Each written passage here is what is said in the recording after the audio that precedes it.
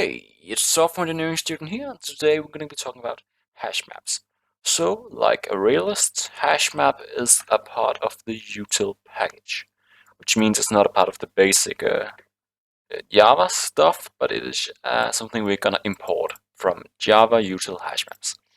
So, hash maps works in the way that they got a key and a value, and a key is the access to some value.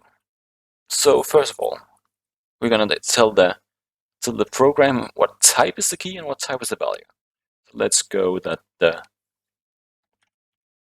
key is a string and our value is an integer, for example. And we would do just call this hash map equals new hash map, and we could do on a hash map we can put some information, so we can give it a key. For example, the key could be bear. For some reason I like using bear as an example.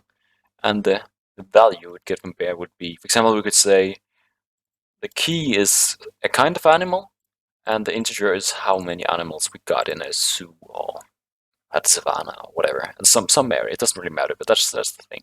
So we do bears, we have 10 offs, 10 bears. And then, for example, we could print, and we would do hashmap dot get, and we can use the key to get our value. So we could do bear, and we would get null because it's case sensitive. So we need to make it the exact same. Everything is case sensitive. There we go.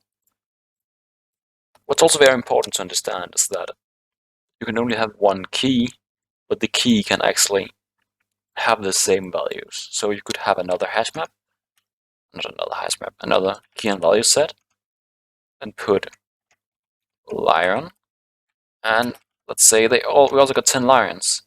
It doesn't matter because it's just when we get lion, use the key and the hash map, and it gets the value returned.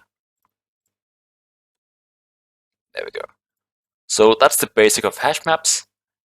Created kind of like an array list. You define the type of the key, the type of the value. You put values where you put a key and put a specific value. And that's the basics of hash maps. Hope you enjoyed the video and see you soon.